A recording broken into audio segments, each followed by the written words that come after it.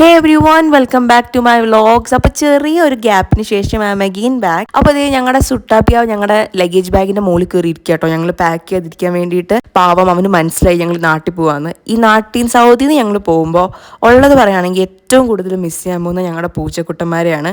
നാട്ടിൽ ചെന്നിട്ട് ഒരു ദിവസം പോലും ഉണ്ടായിരുന്നില്ല അവന്മാരെ പറ്റി പറയാത്തതായിട്ട്. അപ്പോൾ ഇതേ അങ്ങനെ അവന്മാരെ നല്ല സേഫ് ആയിട്ടുള്ള സ്ഥലത്ത് ഏൽപ്പിച്ചിട്ട് ഞങ്ങൾ നേരെ ജിദ്ദയ്ക്ക് പോയി. കണക്ഷൻ ഫ്ലൈറ്റ് ആണല്ലോ അഭയം എന്നുള്ളവർക്കുള്ളത്. അപ്പോൾ ജിദ്ദ ടു കൊച്ചി ആയിരുന്നു ഞങ്ങളുടെ ഫ്ലൈറ്റ്. പിന്നെ ജിദ്ദ എയർപോർട്ടിൽ ഈ പെൻഡുലം പോലത്തെ സാധനം കാണാൻ നല്ല രസമുണ്ടായിരുന്നു കേട്ടോ.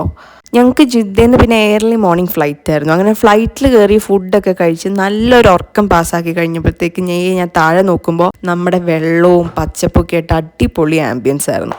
അങ്ങനെ കൊച്ചിയിലിറങ്ങി 2 കുപ്പിയൊക്കെ വാങ്ങി. കുപ്പി വാങ്ങാത്ത എന്ത് മലയാളി. സോ അപ്പോൾ അതുകൊണ്ട് കുപ്പിയൊക്കെ വാങ്ങി ഞങ്ങൾ നേരെ വീട്ടിലോട്ടാണ് കേട്ടോ പോയത്. കാരണം വീട്ടിൽ നമ്മളെ കാത്തിരിക്കുന്ന എൻ്റെ അമ്മൂമ്മയും അച്ഛനും ഉണ്ട്. പിന്നെ നാട്ടിൽ ചെല്ലുന്ന നമ്മൾക്ക് എല്ലാവർക്കും തന്നെ റിലേറ്റ് ചെയ്യാൻ പറ്റുന്ന ഒരു കാര്യമായിരിക്കും. നമ്മുടെ അഭയിൽ കുറച്ച് തണുപ്പൊക്കെ ഉള്ളതുകൊണ്ട് ഇവിടുന്ന് അങ്ങോട്ട് ചെന്ന് കഴിയുമ്പോൾ ഹ്യൂമിഡിറ്റി കൊണ്ട് അഡ്ജസ്റ്റ് ചെയ്യാൻ ഭയങ്കര ബുദ്ധിമുട്ടായിരിക്കും കേട്ടോ ഫോർ ഫ്യൂ ഡേയ്സ്. അപ്പോൾ അതേ ഞങ്ങൾ വീട്ടിൽ ചെന്നു. വീടാണ് ഏറ്റവും കൂടുതൽ മിസ് ചെയ്യാറുള്ളത്. കാരണം ഒരു വർഷം എടുക്കുകയാണെങ്കിൽ 10-11 മാസം ഇവിടെയാണല്ലോ, 1-2 മാസം അവിടെ നിൽക്കാൻ പറ്റാറുള്ളൂ. പിന്നെ ഇതാണ് എൻ്റെ അമ്മൂമ്മക്ക്, എൻ്റെ ചക്കരക്കുട്ടി ഞങ്ങൾക്ക് വേണ്ടിയിട്ട് ഓരോരുത്തർക്കും ഇഷ്ടമുള്ളത് എന്താന്നൊക്കെ അറിഞ്ഞ് വെച്ച് കണ്ട് ഉണ്ടാക്കി വെച്ചിരിക്കുകയായിരുന്നു. രാവിലെ തൊട്ട് ഞങ്ങളെ കാത്തിരിക്കുമായിരുന്നേ. പാവം എത്ര വയ്യെങ്കിൽ പോലും മക്കൾ ചെല്ലുമ്പോഴത്തേനും അവർക്ക് ഇഷ്ടമുള്ളതൊക്കെ ഉണ്ടാക്കി വെക്കും. പിന്നെ അതേ അമ്മൂമ്മയുടെ ഭക്ഷണമൊക്കെ കഴിച്ച് ചായയൊക്കെ കുടിച്ച് നാട്ടിലെ നമ്മുടെ പലഹാരങ്ങളൊക്കെ കഴിച്ചിരിക്കുമ്പോഴത്തേക്കും മിനിയമ്മ വന്നു. മിനിയമ്മ എന്ന് പറയുന്നത് എൻ്റെ അമ്മയുടെ ചേച്ചിയാണ് കേട്ടോ. അതേ അവർ അമ്മയും മക്കളും തമ്മിൽ സംസാരമൊക്കെ കഴിഞ്ഞ് ഞങ്ങൾ നേരെ എൻ്റെ അപ്പയുടെ തറവാട്ട് വീട്ടിലേക്ക് പോയി. അപ്പയുടെ തറവാട്ട് വീട് എന്ന് പറഞ്ഞാൽ ഭയങ്കര നൊസ്റ്റാൾജിക് ഒരു വീടാണ് കേട്ടോ. കാരണം റബ്ബർ തോട്ടവും അതിൻ്റെ ഇടയ്ക്കൊരു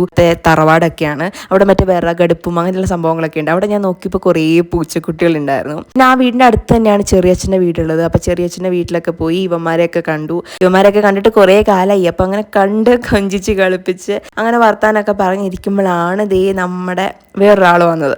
എത്ര കാലം കഴിഞ്ഞാലും ഒരു നായ്ക്കുട്ടി അതിൻ്റെ ഓണറിനെ മറക്കില്ല. ആ ലോയൽറ്റിയും സ്നേഹവും അവർക്ക് എപ്പോഴും ഉണ്ടാവും എന്ന് പറയണേ സത്യമാണ് കേട്ടോ. ഇടയ്ക്കിടയ്ക്ക് കാണുന്നെങ്കിലും ഒരിക്കൽ പോലും അവൻ ഞങ്ങളെ മനസ്സിലാക്കാതിരിക്കാറില്ല. അങ്ങനെ ദേ അന്ന് തറവാട്ട് വീട്ടിൽ കപ്പ ഇറച്ചിയൊക്കെ വാങ്ങിച്ച് ഭക്ഷണമൊക്കെ കഴിച്ച് സന്തോഷമായിട്ട് അങ്ങനെ പോയി. ഇനി നെക്സ്റ്റ് ഡേ ഞാൻ വീണ്ടും വരാം അടുത്ത നാട്ടിലെ വിശേഷങ്ങളൊക്കെ ആയിട്ട്. Till then bye bye, take care. This is Bhargava from Saudi. Catch you on my next vlog.